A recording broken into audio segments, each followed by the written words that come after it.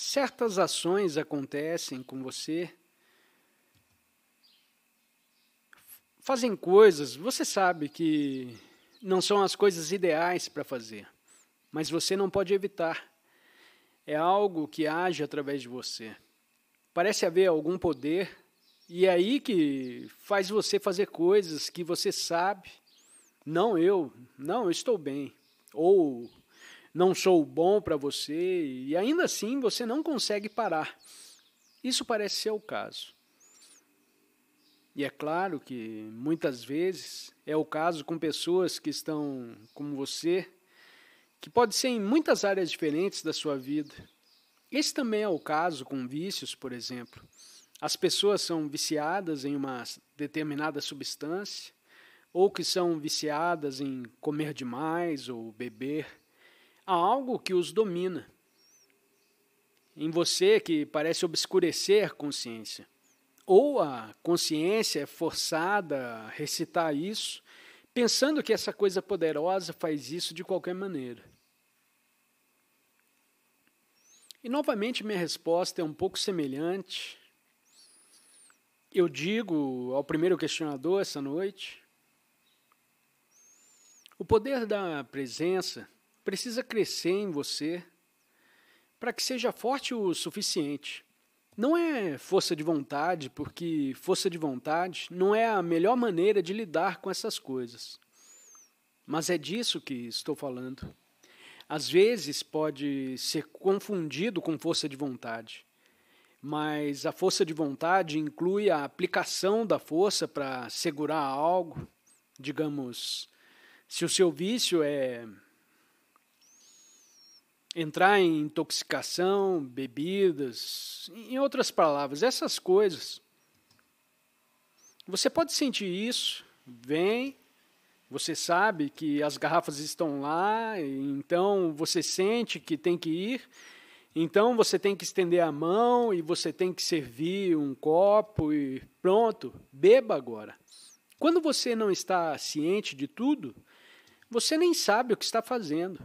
Você está tão inconsciente que você já está segurando a bebida e já está bebendo. Então, você nesse ponto, você sabe o que você está bebendo. O mesmo com a comida. Já falei com pessoas que tiveram vícios em comida e costumavam dizer que acordam quando estão prontos ou já comeram no meio da noite. Já comeram inconscientemente.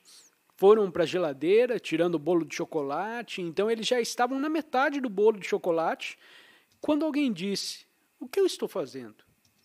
Mas então a consciência vem em um ponto muito tarde. A força de vontade seria para conter um desejo. Digamos que eles têm que puxar, ou até mesmo o exemplo que você deu de ligar a TV. Você sabe que não está certo, porque eu não estou aqui para isso. E ele realmente nos disse para não fazer isso.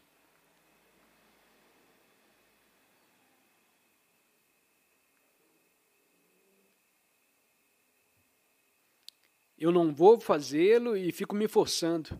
Eu posso confirmar o desejo, mas você está o segurando. Quando você segura as coisas, muitas vezes, depois de um tempo, uma explosão acontece. É como se uma chaleira fervendo não pudesse segurar por tanto tempo. Então você tem algum tipo de racionalização em sua mente. Bem, é você que vai fazer de qualquer jeito. A mente vai lhe dar uma razão. Eu falei com um homem que é viciado em comida e seu corpo era muito insalubre, porque extremamente perigosamente ele estava acima do peso. Infelizmente, ele faleceu e veio um homem e ele falou comigo. Muitas vezes, antes de comer, ele diria, ou a sua mente diria algo como, você teve um dia difícil, você realmente merece um presente. Isso explica por que é a coisa certa. Não vou fazer isso por muito mais tempo, mas só hoje eu preciso muito trocar a vida. Não é que não tenha me tratado, mas é o único lugar que tenho que fazer e é tudo que tenho. Não há outro prazer na minha vida. Eu tentei ser capaz de mostrar a ele que o pensamento é uma decepção. E eu tive um pouco de sucesso, mas infelizmente era tarde demais para salvá-lo. Bem, ele não está mais no corpo, mas tudo bem. Ele é a essência de nunca... Bom, ele provavelmente reencarna agora no oposto, talvez em ordem para aprender alguma lição. Novamente o que eu disse é uma primeira pergunta para praticar o poder da presença, quando você não está particularmente tentada por nada, e você está apenas em seu quarto, não há nenhuma tentação particular, entre no corpo, sinta a sensação do corpo interior, esteja ciente, esteja presente, mas com um novo sentido de percepção. Eu recomendei que pratique a inspiração, sinta a presença, permeando cada célula do seu corpo, na consciência do corpo interior, e para que haja presença suficiente, para quando o impulso vier, você o use como não. Diga, vai embora ou algo assim, porque não vai embora. Vai acontecer de qualquer maneira se o impulso vier, seja o que for, e você observou. Você percebe que é uma coisa boa, que você quer que você faça. E se houver consciência suficiente, você o usa como toda vez que um impulso desse tipo vem. Essa é uma prática espiritual especial. Então, em vez de querer se livrar dele, deixe ele ser bem-vindo quando ele vier. Essa é especialmente uma prática espiritual projetada para você. E é claro que, então, como você transforma isso em prática espiritual? Primeiro, você percebe que esta é uma oportunidade para praticar. E a primeira coisa que você pode fazer é praticar, adiar, obedecer ao impulso. Não obedecer imediatamente, mas atrasá-lo. Você os observa, digamos, quando você queria ir ligar a TV e ligar aquilo. Ou você sente um impulso, ou diz, ok, aqui está minha próxima oportunidade de prática espiritual. Agora vou atrasar a ativação desse programa na TV por 3 minutos. E durante esses 3 minutos, você observa isso, o impulso em você. Você observa que tem uma forma de energia, e você observa, e aí está, você fica olhando, você sente, que é como um pequeno gremlin ou coisa assim.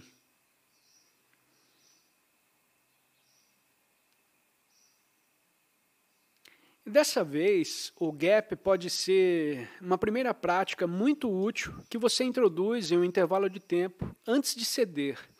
Você não está dizendo que não vai desistir. Não, você diz que faltam 3 minutos para observá-lo. E você brilha a luz da sua consciência. A luz da consciência nesse impulso, que é uma forma de energia.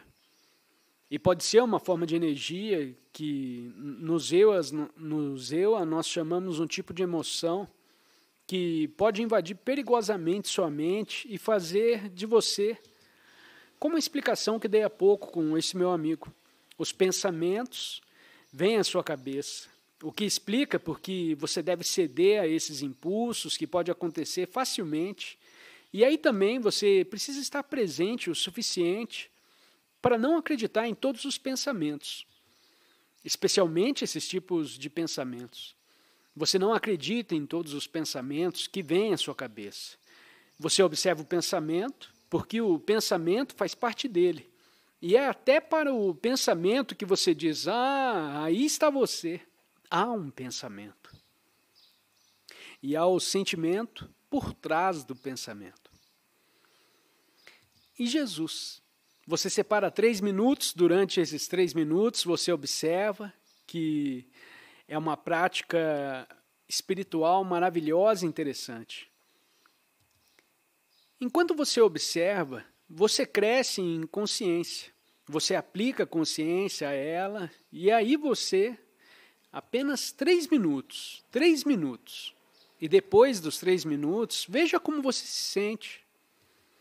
Pode não ter se dissolvido, mas provavelmente ainda está lá.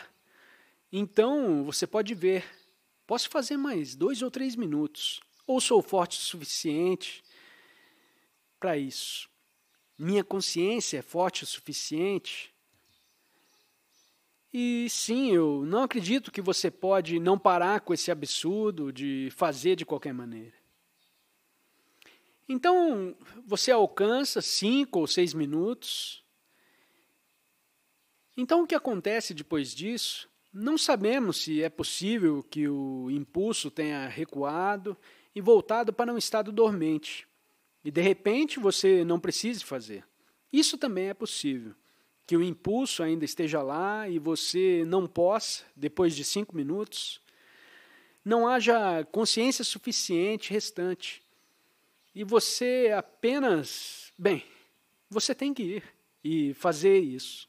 Mas pelo menos o intervalo de 5 minutos, o intervalo de tempo foi muito importante. Qualquer coisa assim acontece. Você sempre introduz um intervalo de tempo para a sua prática espiritual. E durante o período que você não o segura, mas você o observa para não empurrá-lo para baixo.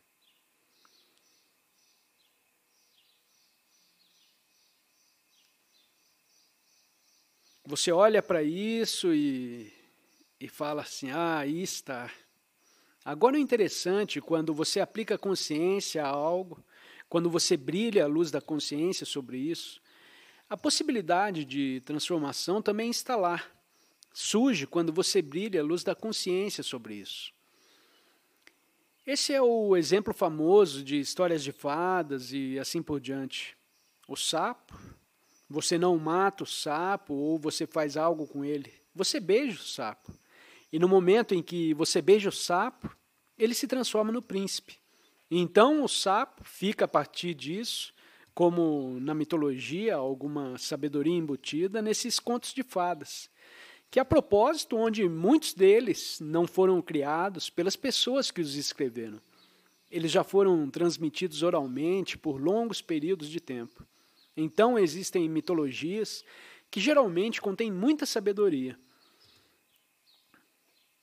E o terminal de sabedoria em beijar o sapo, que depois se transforma em algo bonito, algo feio, mas você meio que dá uma aceitação e amor, você olha para ele, e então a transformação acontece.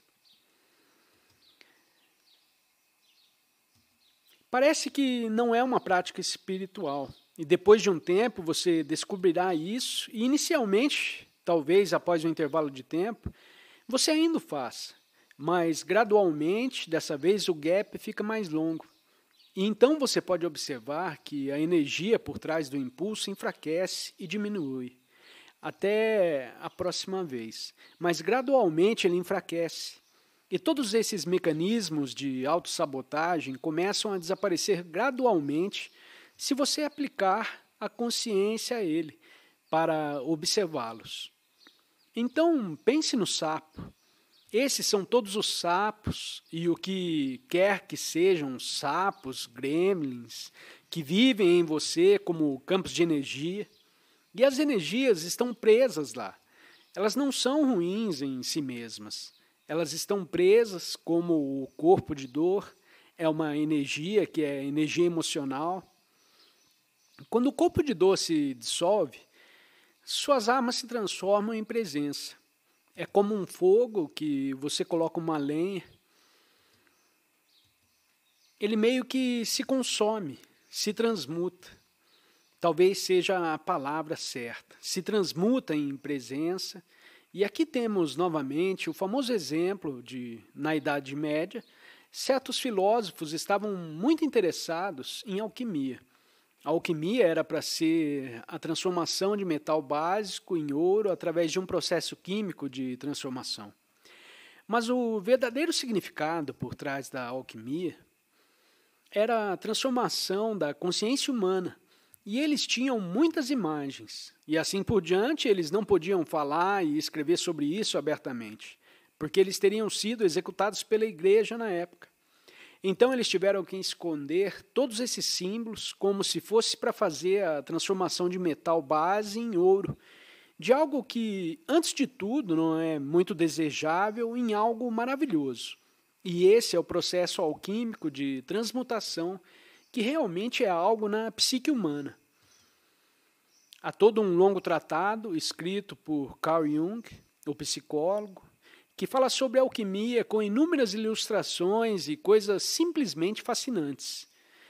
Mas é tudo a transformação de algo indesejável inicialmente, em consciência ou em consciência.